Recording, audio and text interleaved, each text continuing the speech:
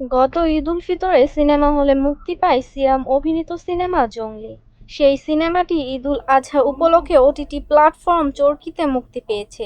সিনেমাটি নিয়ে ভক্তদের আগ্রহ ও ভালোবাসায় নতুন করে অভিভূত হয়েছেন সিনেমার নায়ক সিয়াম আহমেদ। প্রায় ৩ মাস আগে মুক্তি পাওয়া সিনেমাটি নিয়ে সিয়াম লিখেছেন, জঙ্গলি মুক্তির পেরিয়ে গেছে ৩ মাস, অথচ ভালোবাসার স্রোত যেন থামছেই না। জঙ্গলি সিনেমা দিয়ে ১ বছর পর সিনেমা হলে আসেন সিয়াম। সিনেমাটি নিয়ে তিনি আশাবাদী ছিলেন, কিন্তু শুরুতেই ধাক্কা খায় হল সংখ্যায়। মুক্তির প্রথম দিন থেকে স্টার সিনেপ্লেক্সে এই ছবির ৭টি করে প্রদর্শনী ছিল। পরে শোনা যায় দর্শকের আগ্রহ থাকা সত্ত্বেও ছবিটির প্রদর্শনী কমিয়ে দেওয়া হয়েছিল। এসব নিয়ে সেই সময় তেমন কোনো কথা বলেননি সিয়াম। এই সময় সিয়াম জানিয়েছিলেন, দর্শক পছন্দ করলে এমনিতেই সিনেমাটি এগিয়ে যাবে। যার চাহিদা আছে সেটা এগোবেই।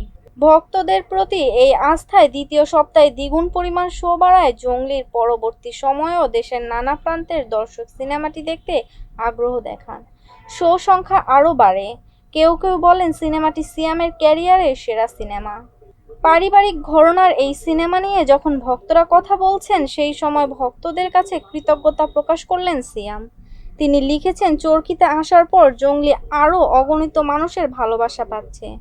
দর্শক পরিবার নিয়ে বাসায় বসে জঙ্গলি উপভোগ করছেন। আমাদের বলা গল্পে হাসছেন, কাঁদছেন, ভালোবাসা জানাচ্ছেন। এর চেয়ে বেশি আর কী বা চাইতেই পারি আমরা। ধন্যবাদ প্রিয় দর্শক, এভাবে আমাদের সিনেমাকে ভালোবাসা দেওয়ার জন্য, এভাবে আমাদের আগলে নেওয়ার জন্য। টাইগার মিডিয়া প্রযোজিত জঙ্গলি সিনেমার গল্প লিখেছেন আজাদ খান।